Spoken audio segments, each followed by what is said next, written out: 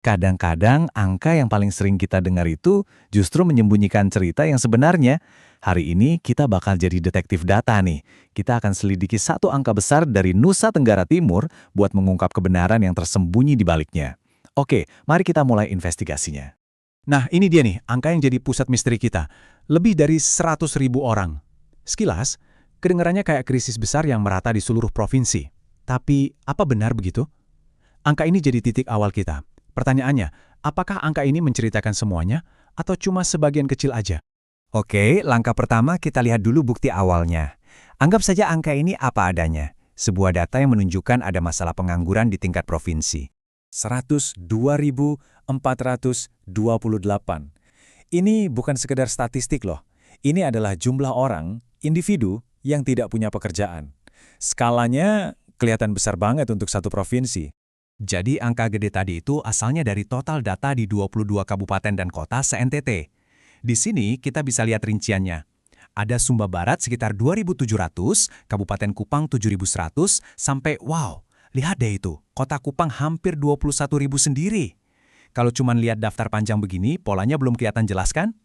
Nah, kita butuh cara yang lebih cerdas untuk membacanya. Nah, disinilah investigasi kita mulai seru. Sama seperti detektif yang menyusun barang bukti di papan, kita juga perlu mengelompokkan data ini biar pola yang tersembunyi bisa kelihatan. Biar nggak pusing lihat daftar tadi, kita kelompokkan aja. Anggap kita bikin 5 keranjang berdasarkan jumlah pengangguran. Dan waktu kita kelompokkan datanya, polanya jadi makin jelas lagi. Lihat nih, ada 17 dari 22 wilayah yang masuk di kelas 1, alias kelompok pengangguran terendah. Itu artinya 77% wilayah NTT sebenarnya relatif aman. Jadi jelas banget kan masalahnya nggak merata. Dan ya, ternyata benar, cuma satu wilayah ini yang mengubah segalanya. Mari kita lihat siapa dia. Visualisasi ini, wah, ini ngomong lebih banyak dari angka manapun. Di kiri, tuh lihat, ada 17 daerah ngumpul bareng di angka yang rendah. Terus di tengah, kosong melompong. Nggak ada siapa-siapa. Dan di ujung kanan, sendirian, terisolasi. Itulah anomali kita, Kota Kupang. Sekarang, kita sampai pada bagian yang paling sering menjebak banyak orang, angka rata-rata. Dalam kasus kita ini, angka rata-rata itu bukan pahlawan, melainkan tersangka utama yang bisa menyesatkan kita. Secara matematis, kalau kita bagi total 102.428 dengan 22 wilayah, rata-ratanya ya 4.851. Angka ini sering banget dijadiin patokan. Tapi, setelah kita lihat grafik tadi, apa angka ini benar-benar mewakili kondisi sebagian besar daerah? Kayaknya jauh banget ya. Oke, di sini kita lihat ada 3 cara buat mengukur pusat data. Anggap aja kita lagi nonton lomba tarik tambang. Di satu sisi ada 21 daerah dengan angka yang relatif kecil. Di sisi lain ada satu atlet kelas berat, yaitu Kota Kupang. Nah, median itu adalah titik tengah kalau semua daerah berbaris rapi. Tapi mean atau rata-rata itu hasil tarik tambangnya. Karena Kota Kupang ini kuat banget, dia berhasil menyeret titik tengahnya jauh ke arahnya. Inilah kenapa rata-ratanya jadi kelihatan tinggi. Nah, ini dia inti masalahnya. Angka rata-rata provinsi yang sering kita dengar itu ternyata menipu. Angka itu nggak mencerminkan kondisi tipikal di NTT. Kondisi yang sebenarnya yang dialami mayoritas daerah itu lebih dekat ke angka median, yaitu 3.630.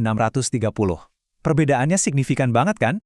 Sampai di sini kecurigaan kita udah kuat banget. Sekarang yuk kita lakukan analisis forensik. Kita pakai alat statistik yang lebih canggih buat membuktikan teori kita secara matematis. Ini bukti visual dari tarik tambang tadi. Lihat kan kurvanya nggak seimbang? Puncaknya numpuk di kiri. Dalam bahasa statistik, ini namanya distribusi yang menceng ke kanan. Coba lihat deh, datanya numpuk di sisi kiri, di angka-angka yang kecil. Terus ada ekor panjang ke kanan. Nah, ekor panjang inilah biang keroknya. Isinya ya cuma 1-2 daerah dengan angka super tinggi yang ngerusak gambaran besarnya. Bukti berikutnya adalah jarak antar data. Bayangin aja, daerah dengan pengangguran terendah dan tertinggi itu jaraknya hampir 20.000 jiwa. Ini menunjukkan kesenjangan yang luar biasa. Artinya, nggak ada itu yang namanya kondisi rata-rata yang sebenarnya di NTT.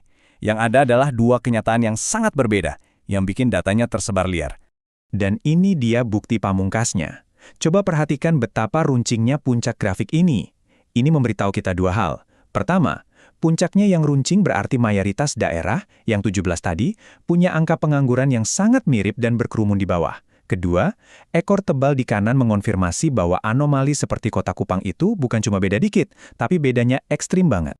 Setelah kita kumpulkan semua bukti, mulai dari distribusi, ukuran pemusatan, sampai analisis forensik, sekarang saatnya kita menarik kesimpulan dan menyampaikan putusan akhir dari investigasi data ini. Semua bukti kita mengarah pada satu kesimpulan yang sama. Demografi menunjukkan masalah perkotaan. Analisis kemencengan membuktikan data numpuk di angka rendah. Dan keruncingan mengkonfirmasi adanya anomali ekstrim. Semua petunjuk ini menunjuk ke satu target. Artinya apa? Artinya angka total 102.000 itu dan angka rata-rata yang tinggi itu ya cuma ilusi statistik. Ilusi yang diciptakan oleh satu titik masalah saja. Ini penting banget karena solusinya jadi nggak bisa pukul rata untuk semua daerah kan? Oke, mari kita rangkum apa yang sudah kita pelajari. Pertama, jangan gampang percaya sama angka besar tanpa konteks. Kedua, mayoritas wilayah di NTT ternyata tidak mengalami krisis pengangguran yang parah. Ketiga, rata-rata itu bisa jadi alat yang berbahaya kalau ada data anomali. Dan terakhir, masalah pengangguran ini adalah masalah kota, bukan masalah desa yang tersebar. Jadi, data telah membuktikan kalau masalah pengangguran di NTT itu sebenarnya adalah masalah Kota Kupang. Pertanyaan besarnya sekarang, kalau krisisnya sangat terpusat, apa solusinya juga harus terpusat? Ini pertanyaan yang perlu kita renungkan bareng-bareng. Coba bayangkan kalau pemerintah bikin program pengentasan pengangguran yang disebar merata ke 22 wilayah berdasarkan angka rata-rata tadi.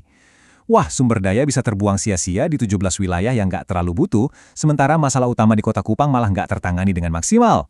Nah, pertanyaannya sekarang adalah, setelah mengetahui kebenaran dalam data ini, bagaimana kita merancang solusi yang tajam dan tepat sasaran, yang menyerang langsung ke jantung masalahnya, bukan sekedar permukaannya saja?